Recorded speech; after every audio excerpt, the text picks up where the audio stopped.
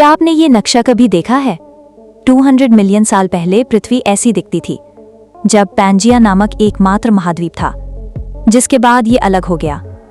क्या होगा अगर एक दिन सारे महाद्वीप फिर से एक साथ जुड़ जाएं और आप उत्तरी अमेरिका से अफ्रीका तक पैदल यात्रा कर सकें?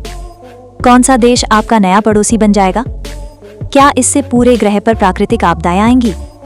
ये नया पैंजिया कब तक रहेगा? ये क्या होगा अगर वाली बात है। और यहाँ बताया गया है कि अगर महाद्वीप आपस में मिल जाते तो क्या होता। क्या आप जानते हैं कि आपके पैरों के नीचे की जमीन अभी भी हिल रही है? ऐसा इसलिए है क्योंकि सभी 7 महाद्वीप टेक्टोनिक प्लेटों पर टिके हुए हैं, जो पिघली हुई चट्टान पर तैर रही हैं, उसी गति से जिस गति से आपके नाखून बढ़ते हैं। ये धीमा लग सकता है, लेकिन 100 मिलियन से अधिक वर्षों में ये काफी बढ़ जाता है। पृथ्वी के 4.5 अरब साल के इतिहास में उन्होंने कई बार अपनी उपस्थिति बदली है। कभी टकराकर जुड़ गए हैं तो कभी टूटकर अलग हो गए हैं। अभी वे धीरे धीरे एक और टक्कर की ओर बढ़ रहे हैं। क्या होगा अगर एक दिन वे अचानक तेजी से आगे बढ़ें और फिर से एक सुपर कॉन्टिनेंट में टकरा जाएं? क्या आप खुद को मैक्सिकन सीमा पर पाएंगे? दुनिया बहुत अलग दिखेगी, जैसा कि आप आदी हैं।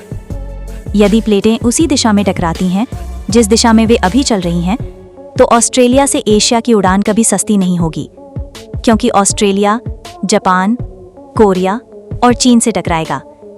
2 महाद्वीप अब अटलांटिक महासागर से अलग नहीं होंगे।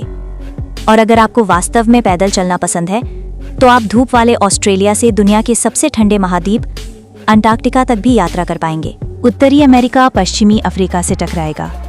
न्यूयॉर्क के नागरिक सेंट्रल पार्क में नामीबियाई शेरों को घूमते हुए देखकर जाग सकते हैं। अफ्रीका का उत्तरी भाग यूरोप से टकराएगा। इससे हिमालयी पैमाने की एक नई पर्वत श्रृंखला बन जाएगी। क्या आपको लगता है कि ऊंट बर्फीली पहाड़ी पर एक ठंडे दिन का आनंद लेंगे? इनमें से कुछ बदलाव मजेदार लग सकते हैं, लेकिन अमेरिका के पूर्वी हिस्से के साथ साथ पश्चिमी यूरोप और अफ्रीका भूकंप के खतरे वाले क्षेत्र बन जाएंगे। इसके ऊपर इन क्षेत्रों को नए बने ज्वालामुखियों के विस्फोटों से तबाह कर दिया जाएगा। एप्लाचियन के हरे ढलान विशाल बर्फ से ढके पहाड़ बन जाएंगे, जो राख और लावा उगलेंगे। ये नया पैंजिया ज्यादातर शुष्क और गर्म होगा, क्योंकि बारिश के बादल बहुत दूर अंतर्देशीय जाने से पहले अपनी अधिकांश नमी खो देंगे। सुपर कॉन्टिनेंट भूमध्य रेखा पर केंद्रित होगा। वन्यजीव कम विविध हो जाएंगे, क्योंकि सभी प्रजातियां भी जीवित रह पाएंगी। लेकिन हाल के महाद्वीपीय मेलजोल की तरह ये पुनर्मिलन हमेशा के लिए नहीं रहेगा।